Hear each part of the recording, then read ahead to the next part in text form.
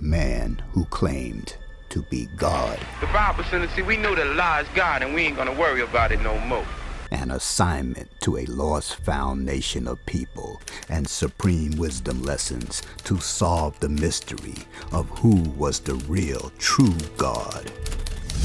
See, we are 5% of poor righteous teachers, poor righteous teachers, poor righteous teachers, poor righteous teachers. So the Honorable Elijah Muhammad teaches us that Master Farah taught our people, taught him that heaven is a condition and hell is a condition. Right here. But we know he's doing his job, while we out here to do a job also. The only documentary that identifies the real founder of the Nation of Islam and other leaders who fell from grace. A wife or 2 wives or 3, known to all of us, is enough. And they are to work. They are not to run around whoring. That's one thing we must cut out our organization, whoring. A man from India who would restore lost pride to a people torn from their homeland. A man who would inform a people about a real heaven and hell. He said, when you poor, that's hell. When you're hungry, that's hell. When you're dumb, that's hell. You know what hell is. When you don't have rights, that's hell. When you're a slave, that's hell. When you can't find a job because your skin is the wrong color, you're in hell. The incredible story about one who claimed he was the supreme ruler of the universe despite a history of criminal activity and an extensive arrest record, and one successor who claimed he was the messenger of God. Malcolm was a brilliant guy. He read brilliant authors and he knew all kinds of things. Could you imagine trying to pin a guy with a mind like that down into, like, you know, small, intricate dogma and the secret lessons and all of this other stuff?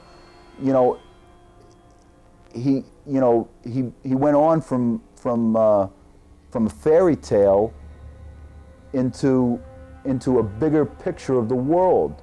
A history about the worship of cult personalities and how money was used to control.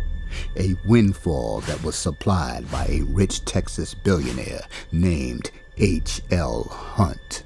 The story about an organization chief once declared insane and ordered by the authorities to leave the city of Detroit or face permanent incarceration. W.D. Farad talked about history in terms of trillions of years. No one else does that. No one else talks of history in terms of trillions of years except in India. A story that reveals why the real identity of Master Farad was concealed after his alleged departure, and why an altered portrait was embraced by worshippers unquestionably for years. The story about initiation letters written to a deity for acceptance into a strange cult where original rules were required to be thoroughly memorized for complete acceptance among the cult staff, laborers, its messenger, and God. They were saying, when I left the Nation of Islam, they were saying they were selling dope in the newspaper, in the Muhammad Speaks newspaper. The story about ritualistic murders ordered by a cult's founder, murders that would lead to more arrests and terrorize the entire city of Detroit. He wasn't the first one. Something I said in China in 18-something was calling the white man blue-eyed white devil. Black city the first one. In the Holy Quran, God called the white man blue-eyed white devils. The story about divided friendships, once based on unity, and how thin lines between love and hate, culture and confusion would lead to unspeakable assassinations in the 1960s. The story about a strange 360-degree turnaround and the hypocrisy of a militant group who was suddenly mourning the loss of a man designated a devil and the sudden turnaround against a loyal minister, and how orders were given to pursue an ousted minister to a death chase. Not only are we denied the right to be a citizen in the United States, we're denied the right to be a human being. The story about manipulation of body and soul and mass hypnosis that would lead to public executions and the assassination of the most fearless, dedicated leader in the fight for redress, reparations, and respect for Africans worldwide. We remove ourselves from history and we lose our ability to rebel, right?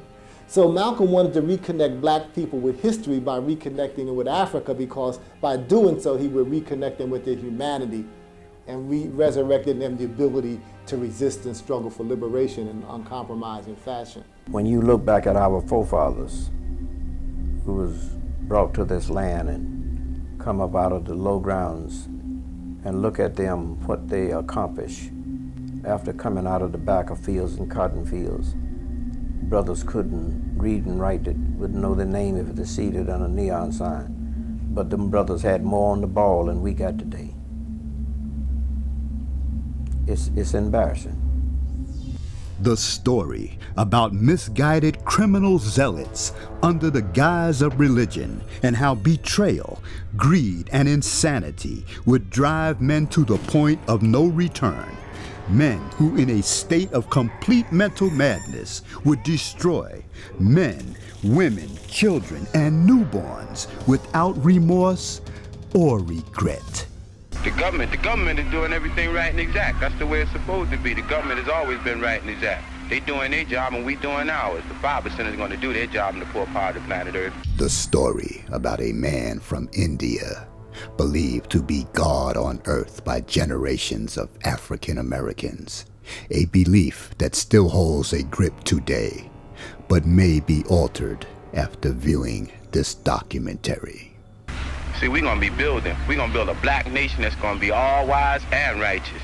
And we'll obey. That's right. But see, we got our own rules and regulations, and we know that God is alive, and he is black.